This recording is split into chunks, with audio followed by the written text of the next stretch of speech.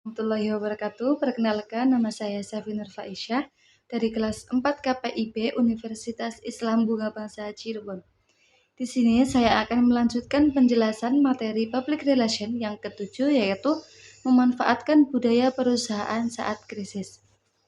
Adapun kompetensi pembelajaran, yaitu yang pertama budaya perusahaan, yang kedua strategi manajemen budaya perusahaan, dan yang ketiga public relation budaya perusahaan. Pembahasan yang pertama yaitu pengertian budaya perusahaan.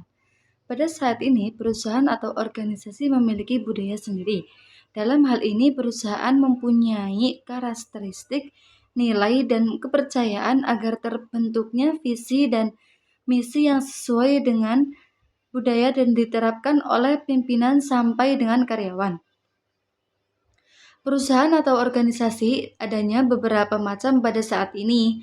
Perusahaan di bidang jasa dan layanan serta didukung menggunakan teknologi yang sedang berkembang menggunakan internet.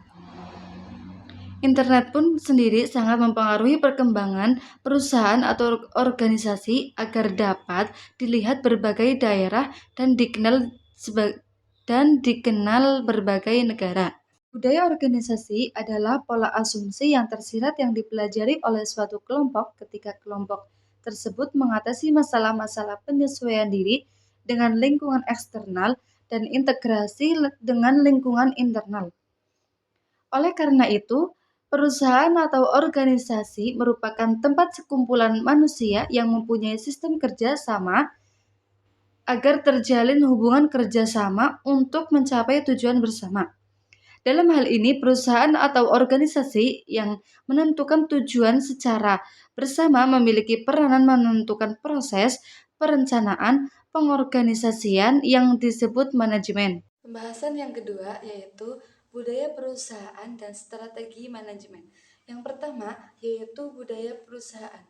Budaya organisasi adalah pola asumsi yang tersirat yang dipelajari oleh suatu kelompok ketika kelompok tersebut mengatasi masalah-masalah penyesuaian diri dengan lingkungan eksternal dan integrasi dengan lingkungan internal.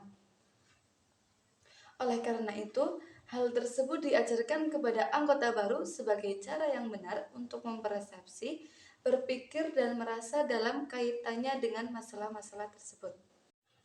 Adapun peran penting budaya organisasi antara lain yaitu yang pertama identitas organisasi, yang kedua menyatukan organisasi, yang ketiga reduksi konflik, yang keempat komitmen kepada organisasi dan kelompok, yang kelima reduksi ketidakpastian, yang keenam menciptakan konsistensi, yang ketujuh motivasi, yang kedelapan kinerja organisasi, yang kesembilan keselamatan kerja, dan yang terakhir, sumber keunggulan kompetitif. Yang kedua, strategi manajemen. Manajemen adalah proses perencanaan, pengorganisasian, pengarahan, dan pengawasan dengan memberdayakan anggota organisasi dan penggunaan sumber daya organisasi lainnya agar mencapai tujuan organisasi yang telah ditetapkan. Manajemen sering juga didefinisikan sebagai seni untuk melaksanakan suatu pekerjaan melalui orang lain. Adapun fungsi manajemen. Menurut George R. Terry, terdapat 4 fungsi manajemen yang dalam dunia manajemen dikenal sebagai POAs. Yang pertama, planning atau perencanaan. Perencanaan adalah suatu proses yang tidak berakhir. Bila rencana tersebut telah ditetapkan, maka rencana harus diimplementasikan. Yang kedua, organizing atau pengorganisasian. Organisasi berasal dari kata organ atau sebuah kata dalam bahasa Yunani yang berarti alat. Organisasi mendefinisikan sebagai wadah yang memiliki multi peran dan didirikan dengan tujuan mampu memberikan serta mewujudkan keinginan berbagai pihak. Yang ketiga, actuating atau penggerakan atau pengarahan. Fungsi pengarahan atau directing dan memberikan pengaruh atau mempengaruhi tertuju pada upaya untuk merangsang antusiasme karyawan untuk melaksanakan tanggung jawab mereka secara efektif. Dan yang terakhir yaitu controlling atau pengendalian, yaitu pengawasan dapat disebut juga sebagai evaluating, appraising, atau correcting. Selanjutnya, strategi manajemen, yaitu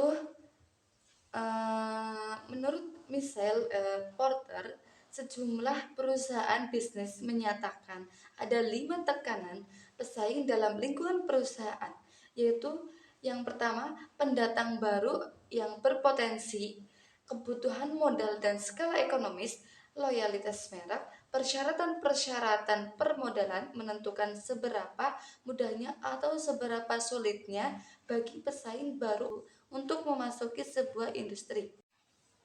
Yang kedua, kekuatan penawaran dari pembeli, yaitu tekanan dari kekuatan tawar-menawar dari pembeli seperti jumlah para pembeli yang memiliki informasi tentang produk. Substitusi menentukan jumlah pengaruh yang memiliki oleh para pembeli dalam sebuah industri. Dan yang ketiga, kekuatan penawaran dari pemasok, yaitu perusahaan industri sampai seberapa banyak pemasok pengganti merupakan faktor penentu bagi kekuatan pemasok. Semakin kecil jumlah pemasok pengganti yang dimiliki perusahaan industri, semakin tertekan perusahaan itu. Dan yang keempat, ancaman dari produk-produk substitusi, yaitu perusahaan industri sampai seberapa jauh kekuatan produk-produk alternatif dan substitusi dapat dipengaruhi oleh perubahan biaya atau tren seperti adanya peningkatan kesadaran kesehatan yang membawa dampak yang menurunkan loyalitas pembeli terhadap produk-produk yang dihasilkan oleh perusahaan industri tersebut. Dan yang terakhir yaitu persaingan di antara para pesaing. Pertarungan dalam perebutan posisi sering ditujukan dengan apa yang disebut Porter sebagai persaingan pemasangan iklan. Faktor-faktor seperti pertumbuhan industri, permintaan yang meningkat atau menurun, dan perbedaan produk menentukan seberapa hebat akan terjadi persaingan di antara perusahaan-perusahaan itu sendiri. Pembahasan yang ketiga yaitu bagaimana public relation memanfaatkan budaya perusahaan.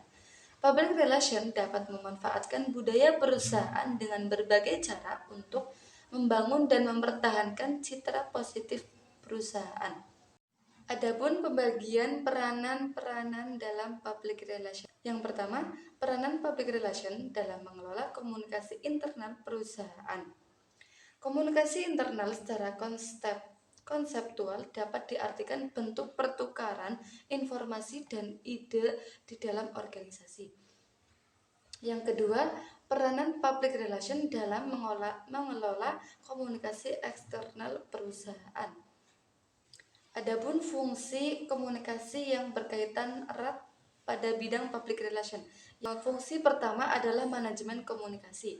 Menurut Kayes 1994, kelahiran subdisiplin manajemen komunikasi tidak terlepas dari adanya tuntutan untuk lebih membumikan ilmu komunikasi di tataran dunia nyata. Manajemen komunikasi lahir karena adanya tuntutan untuk menjembatani antara teoritis komunikasi dengan praktisi komunikasi. Fungsi yang kedua adalah mengenai komunikasi organisasi. Menurut Conrad, mengidentifikasi 3 fungsi komunikasi organisasi, yaitu diantaranya yang pertama fungsi pemerintah. Fungsi perintah berkenan dengan anggota-anggota organisasi mempunyai hak dan kewajiban membicarakan, menafsirkan dan bertindak atau suatu perintah. Yang kedua, fungsi relasional berkenan dengan komunikasi memperoleh anggota-anggota menciptakan dan mempertahankan bisnis produktif hubungan personal dengan anggota lain. Dan yang terakhir yaitu fungsi manajemen ambigu berkenan dengan pilihan dalam situasi organisasi sering dibuat dalam keadaan sangat ambigu. Dalam hal ini bahwa fungsi dari komunikasi organisasi adalah suatu interaksi anggota-anggota organisasi yang mempunyai hak dan kewajiban untuk memberikan suatu perintah atau arahan untuk anggota lainnya. Penjelasan dari saya, kurang lebihnya mohon maaf. Wassalamualaikum warahmatullahi wabarakatuh.